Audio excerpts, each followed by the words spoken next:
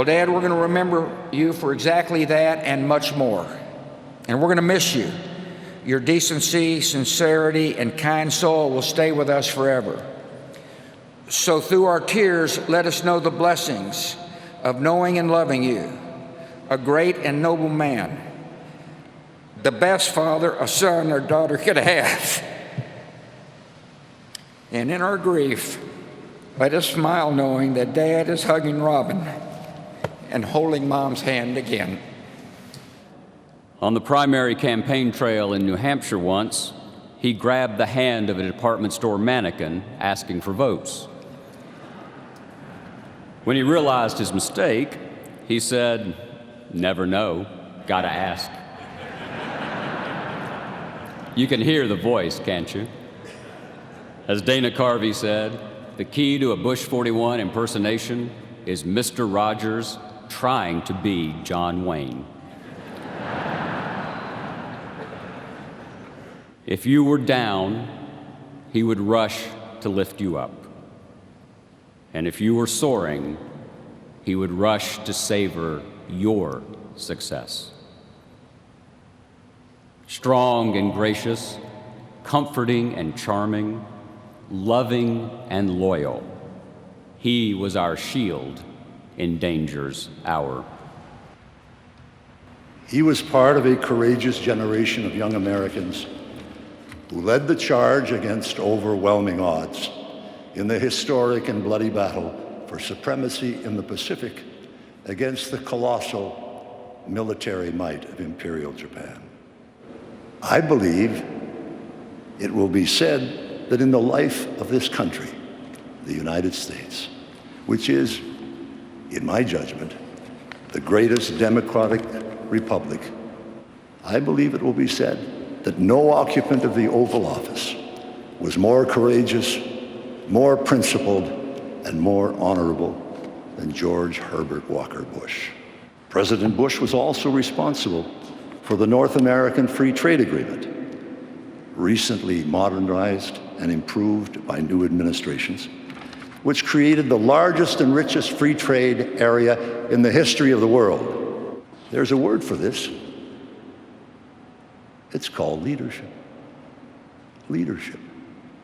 And let me tell you that when George Bush was president of the United States of America, every single head of government in the world knew that they were dealing with a gentleman, a genuine leader, one who was distinguished, resolute, and brave. There are wooden ships, there are sailing ships, there are ships that sail the sea. But the best ships are friendships, and may they always be. So the punchline for George Herbert Walker Bush is this: you would have wanted him on your side. He never lost his sense of humor. Humor is the universal solvent against the abrasive elements of life. That's what humor is. He never hated anyone. He knew what his mother and my mother always knew: hatred corrodes the container it's carried in. The most decent and honorable person I ever met was my friend George Bush, one of nature's noblemen. His epitaph, perhaps just a single letter, the letter L for loyalty. It coursed through his blood. Loyalty to his country, loyalty to his family, loyalty to his friends, loyalty to the institutions of government, and always, always, always a friend to his friends. It would have been so much easier to celebrate his life with him here, but he is gone, irrevocably gone. So now we have loosed our grip upon him, but we shall always retain his memory in our hearts. In his 90s, he took great delight when his closest pal, James A. Baker, smuggled a bottle of Grey Goose vodka into his hospital room. Apparently it paired well with the steak Baker had delivered from Morton's. To his very last days, Dad's life was instructive. As he aged, he taught us how to grow with dignity, humor, and kindness. And when the good Lord finally called, how to meet him with courage and with the joy of the promise of what lies ahead. Dad was always busy, a man in constant motion, but never too busy to share his love of life with those around him. He taught us to love the outdoors. Dad could relate to people from all walks of life. He was an empathetic man. He valued character over pedigree, and he was no cynic. He looked for the good in each person, and he usually found it. Dad taught us that public service is noble and necessary, that one can serve with integrity and hold true to the important values like faith and family. In victory, he shared credit. When he lost, he shouldered the blame.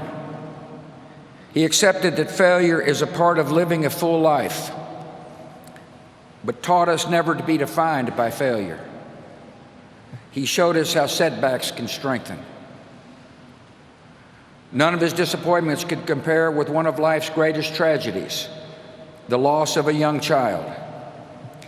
Jeb and I were too young to remember the pain and agony he and Mom felt when our 3-year-old sister died. We only learned later that Dad, a man of quiet faith, prayed for her daily. He was sustained by the love of the Almighty and the real and enduring love of her mom. Dad always believed that one day he would hug his precious Robin again. He had an enormous capacity to give of himself. Many a person would tell you that Dad became a mentor and a father figure in their life. He listened and he consoled. He was their friend. I think of Don Rhodes, Taylor Blanton, Jim Nance, Arnold Schwarzenegger, and perhaps the unlikeliest of all, the man who defeated him, Bill Clinton.